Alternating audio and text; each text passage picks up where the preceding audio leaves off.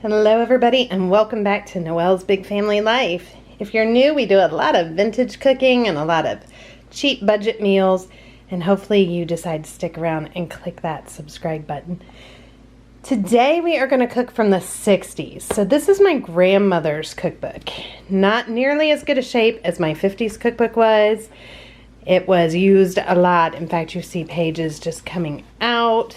I need to put these all in sheet protectors. And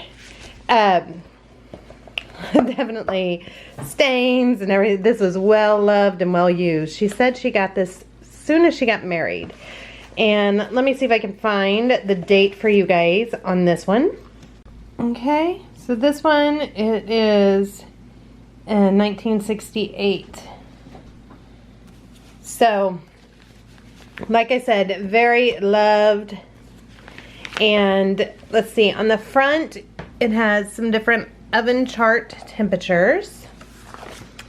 It has some of the same stuff as our 50s does. I will say I like the 50s better, and I like everything, you know, in the book better. They definitely have different recipes, and because they ate different foods during that time. But back in the back here, there is still a meal planning section. Okay, so we are doing it from the meal plan yet again, except I am changing it just a little, but it goes in to talk about the food groups and making sure you get food from each one. And then you have your dishes. It comes with a starch, a vegetable, a salad, a dessert, but they're still not the same as they were. So I will show you what I have decided that we will make. Okay, we are going to do the fried fish along with cottage fries. And then we are going to do corn on the cob. And then over here we're going to do pineapple and melon balls. And this says to either serve with pumpkin pie or baked apples, but we are not. We are going to do a chocolate fondue because fondues were very big in the 60s. So we're going to do a chocolate fondue. And it says to serve with a hard sauce for the apple or whipped cream dollop for the pie. So we are not doing that because we are going to do the fondue. Then over here it does say breakfast. So for breakfast we are going to do the Canadian bacon, apple pancakes with maple syrup. But I am just going to use their pancakes because I am out of apples.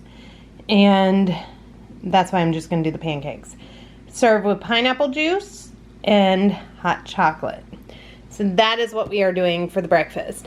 And then as far as lunch, it just goes into how to make a lunch. And basically it's saying sandwich along with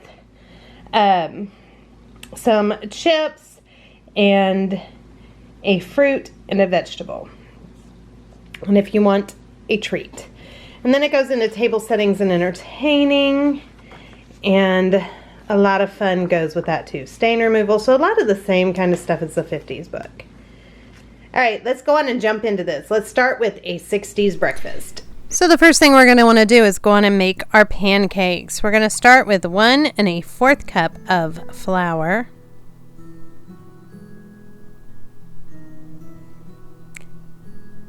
A tablespoon of sugar. 3 teaspoons of baking powder, a 1/2 teaspoon of salt, 1 beaten egg, 1 cup of milk,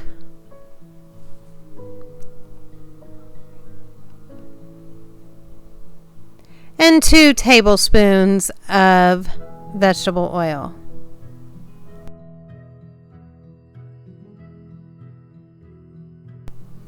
Now we're just going to go on and stir that up.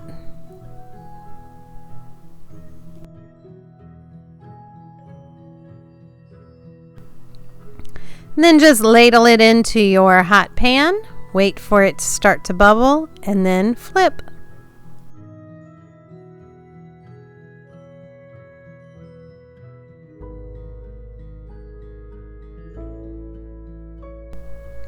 And here is breakfast. So it is supposed to be hot chocolate, but we're doing chocolate milk. That's what they wanted. And Canadian bacon, some pancakes, and syrup, and pineapple juice. And now let's move on to lunch. So for lunch, you're going to start off with your bologna. We're having fried bologna and cheese sandwiches. A trick that my husband actually told me was to make sure that you put some little slits in your bologna, and that will help it from curling up. So in a hot frying pan, place your bologna. And you're going to let it sit in there and cook for probably about 5 minutes. And then you'll flip it and do the same on the other side.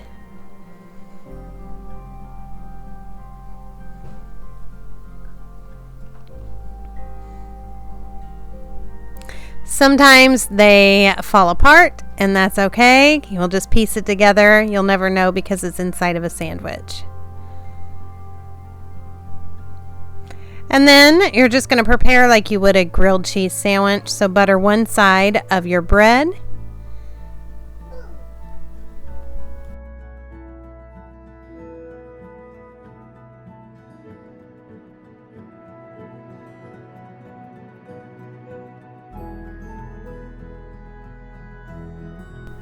And then just place butter side down in your hot skillet. Top it with your bologna, a slice of cheese, and then butter side up on the top. Cook that for a few minutes, and then you'll flip it once it's golden brown. It's done. So then here is lunch. It is a fried bologna and cheese sandwich, potato chips, and pickles. Next, we move on to dinner. Dinner, we're doing fried fish. So I have some tilapia here, and I'm just seasoning it with some seasoned salt. It says to just season your fish. Then dipping that into milk, and then egg mixture, and then cornmeal. Now, it would definitely be better if you had shallow dishes, but I did not have any. So it would be a lot less messy that way. And then you're going to put this in your hot oil. So make sure your oil is good and hot on your stove. And then you're going to add the fish. And I just cooked it until the fish was nice and brown.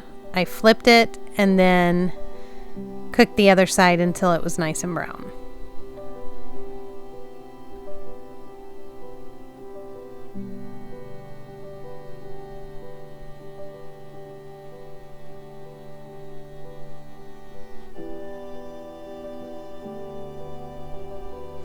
And then here is dinner. So there's the fried fish, the cottage fries, which were just cut up potatoes, and then you fry them. So it's just fried potatoes. And corn on the cob. And then we also have some cantaloupe and pineapple.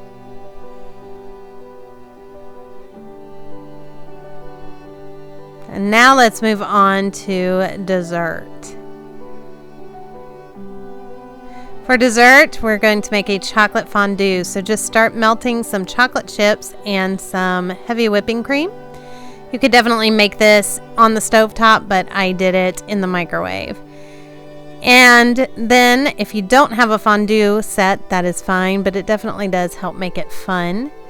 I like this one. I just got it on Amazon, and you light the candle underneath, and it helps keep the chocolate nice and melted and warm.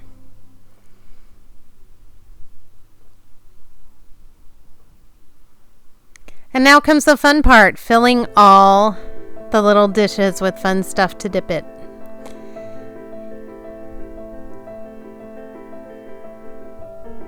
So I started off with some pretzel rods. I just broke them into small pieces.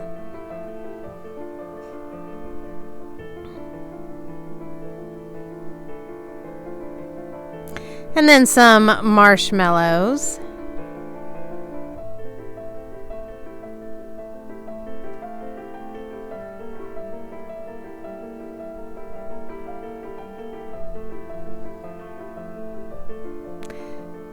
Some graham crackers. The kids actually ended up making kind of like s'mores with that, with the marshmallows, the chocolate, and the graham crackers. It was a big hit. And then strawberries, and I'm filling 2 bowls with that because that's always a favorite around here. And then some pineapple that we had left over from dinner. And that's it. Super fun. And hopefully you guys enjoyed this video. And if you do love the vintage, make sure you check out some of our other videos that we put up about cooking in the 1950s and the Great Depression. And I will see all of you guys next time for another full day of meals tomorrow, but another vintage meals next week. Thank you guys for watching.